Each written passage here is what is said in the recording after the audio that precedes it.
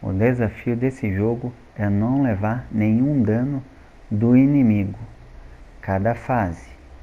E também não pode aumentar nenhum tipo de habilidade do personagem. A primeira espada que ele começa é a primeira espada que ele vai terminar o jogo. E eu juntei todas essas fases em um vídeo só e fiz menos de 1 hora. Fique com Deus, humilde, adeus.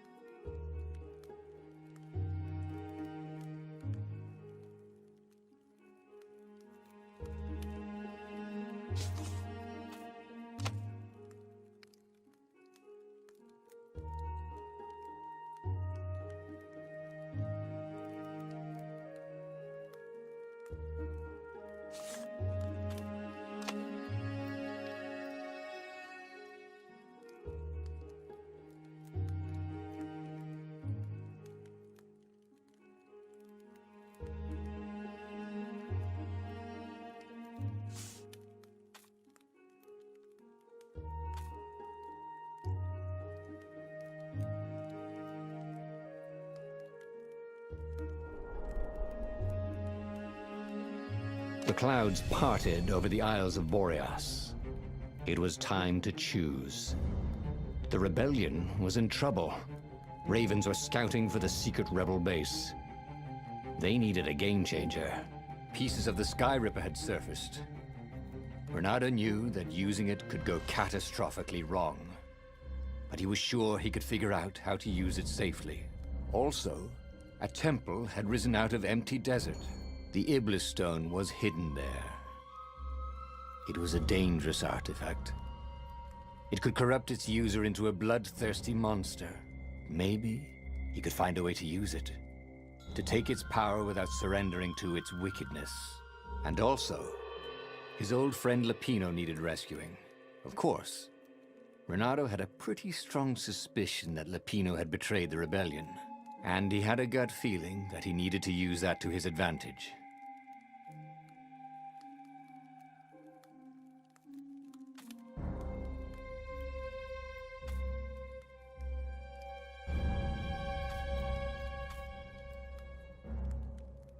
Renado finally realized that Lapino was a traitor to the cause, and maybe Renado could use that somehow.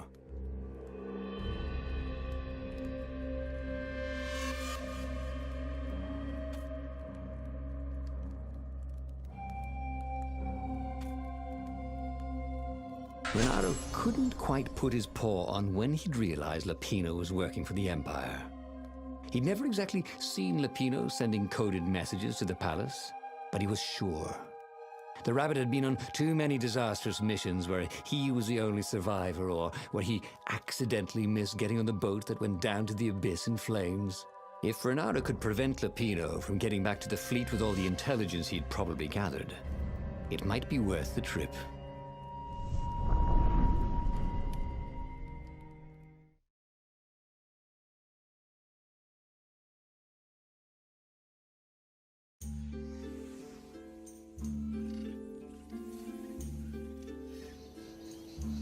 How had they come to this? They'd been on so many adventures together.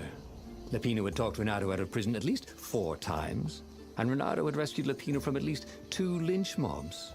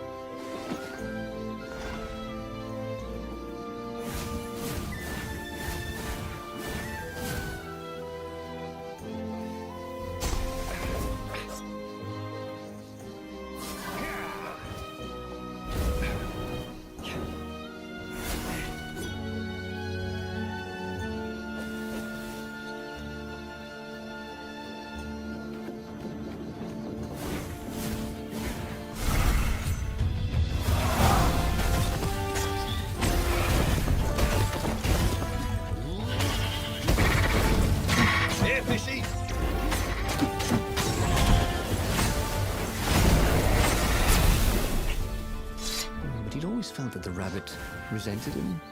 Lapino was hilarious because he was so down on himself and everyone else. But behind the laughs, he wasn't a happy camper. Ooh, was this payback? Or did the Empire have his little white tail in a vice?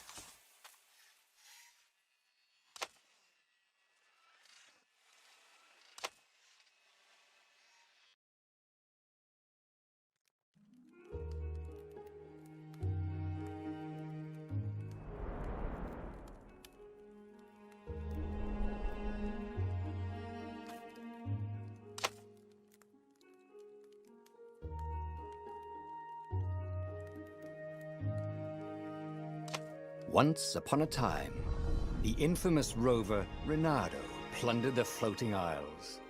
Then his mother called him to her deathbed. "Swear to me that you won't die on the gallows," she rasped. Reluctantly, he swore. And he whiled away his days at home with music, cards, and wine. But the Emperor had changed. He'd been good once, a shy, almost humble toad. He'd built universities. But then people started whispering about mass graves in the woods, midnight rituals, victims screaming. The Imperial Ravens would round up entire villages, and no one ever returned. The Ravens had come to Ubar scouting for ancient books said to be of great power. But the librarians had hidden the books, so they'd burnt the librarians. The citizens, outraged, had driven them off. The Ravens had come back with dropships. The kid had fled with one of those books. He was brave and dumb and wanted to join the rebellion. And Reynardo had promised his mother he'd protect him.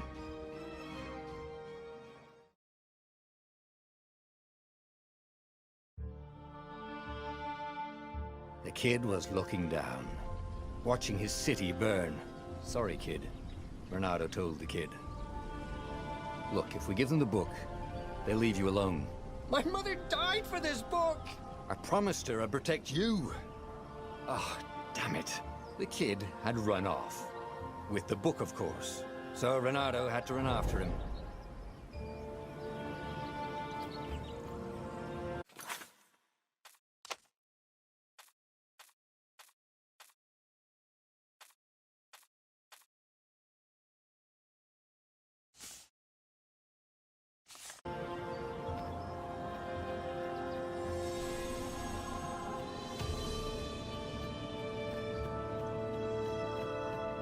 The two Ravens were staring at the kid like he was their dinner, which probably was what was in their tiny brains. "Hey," Reynardo said. They cocked their heads at him. "Pick on someone as ugly as you." Wait, that didn't come out right. "For the Emperor!" The Ravens cawed and rushed at him.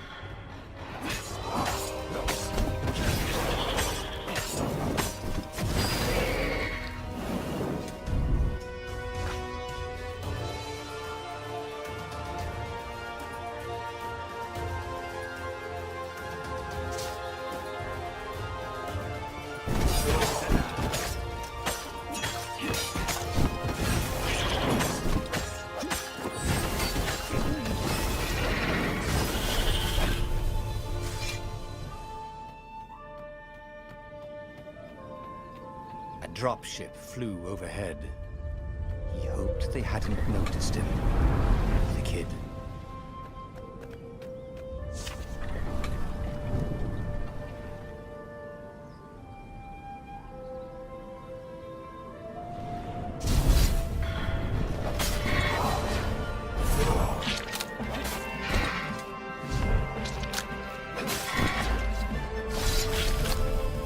Oh, right.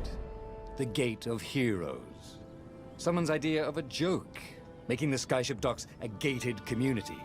You needed a hero's sword to open it. And the kid was on the other side of the gate. Who let you through? Promise me you'll take the book to the rebels, or I'm gonna steal your ship. I'm not taking that damn book anywhere, and neither are you. Try and stop me, laughed the kid. I bet you don't even have a hero sword. And with that, the kid hopped away. Had to hand it to the kid. He was an idiot, but he had guts. Where was Zerando going to get a hero sword?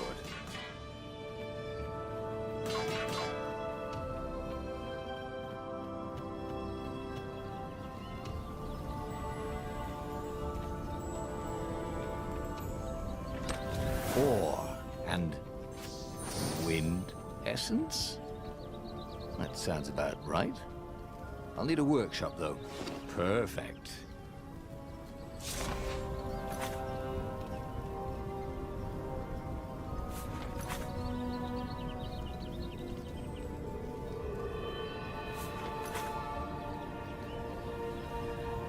A hero sword. QED.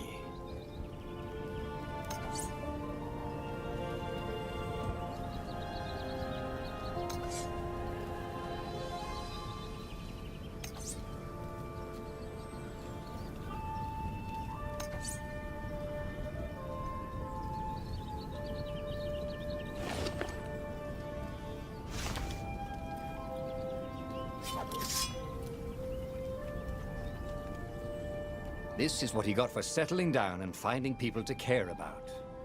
The kid's mum had been a swell cook, and she'd laughed at Renato's jokes, even when he didn't know he'd made one.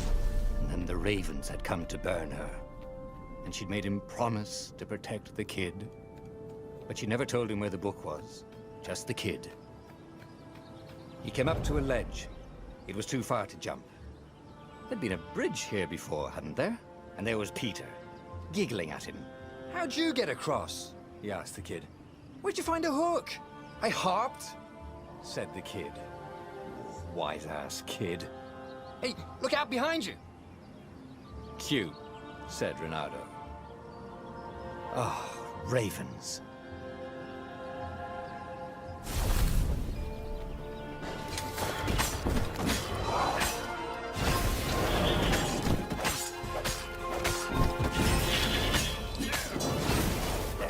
It was time to talk some sense into the kid. Just hook his way across the ledge and chase the kid down.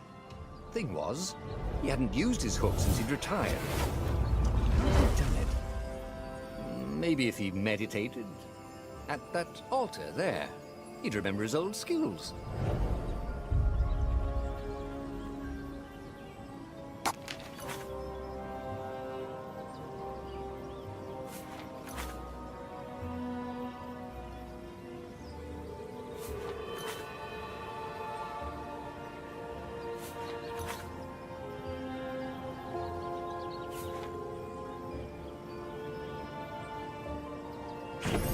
Starting to come back to him. Something you never completely forgot, like how to freeze time when attacking. The more he fought, the more he'd probably remember.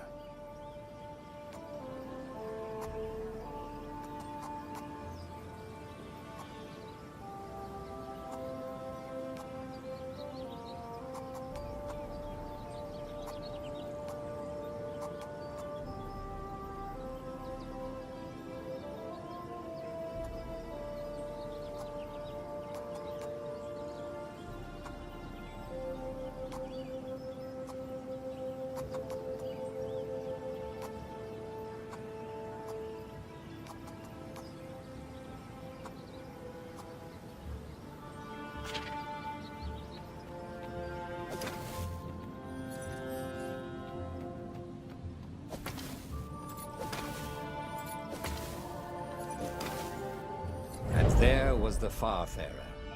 She was the fastest ship he'd ever known. She could do the Kestrel run in 12 furlongs. Oh, so the salesman had told him. And something told him the kid was about to walk into an ambush. "Stop!" he shouted. "I'm not giving you the book!" shouted the kid, and took off. "No! Peter!" But the kid ran for it, and a goggler nailed him with its ivy.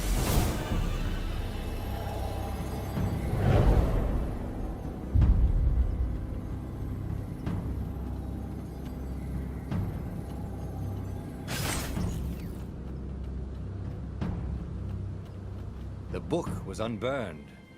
Next to it were the buckles from the kid's shoes, and a kid-sized pile of ashes. Damn it. Why hadn't he lied and told the kid he'd take the book to the rebels? The kid would be alive now. Really pissed off and betrayed, but alive. Oh, damn it. Renato picked up the book. He couldn't let the Empire have it now. He was going to have to get it out of there. He'd be a wanted man. Probably have to join the rebellion just to have a place to dock. Well, he'd hated home life anyway.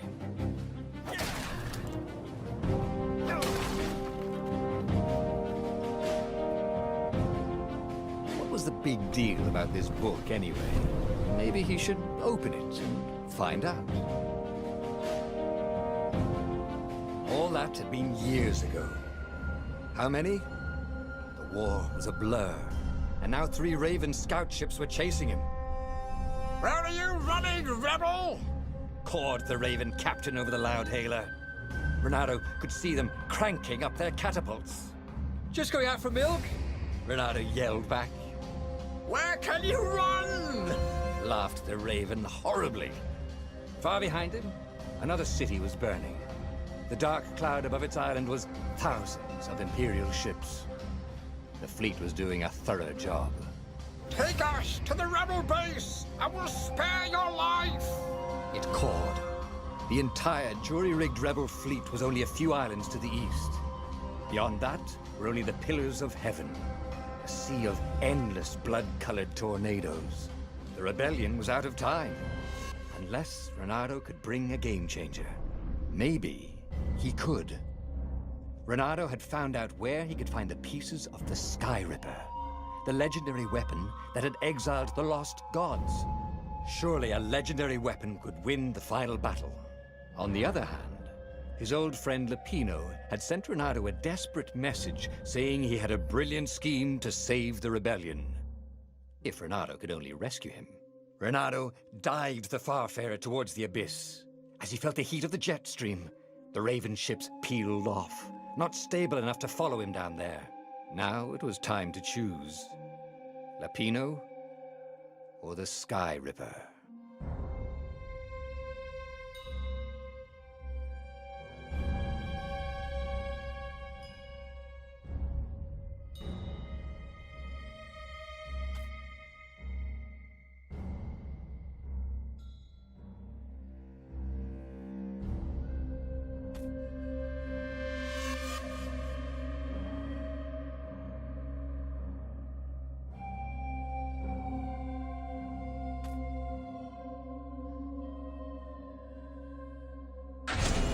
Every child knew about the Sky Ripper.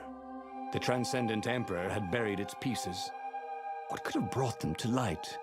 This Emperor, Isengrim III, had once been kind, but he'd gone mad. And now he was conducting secret, obscene rituals to bring back the lost gods. Had he, somehow, summoned the long-lost components of the legendary weapon out of the deep places of the earth? It was more than Renato could fathom. But if he could find a legendary weapon, he would use it.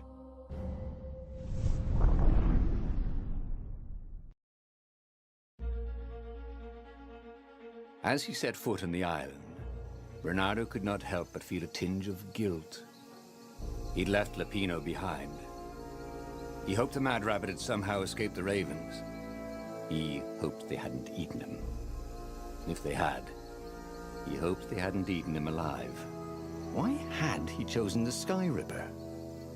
Renato never made plans that required constant vigilance. He was a hero. He didn't think too much. He just went with his gut and hoped it all worked out. The Sky Ripper was a long shot. He'd have to devote himself to it. No side journeys, no rescuing old friends. That was against his nature. Could he stick with it?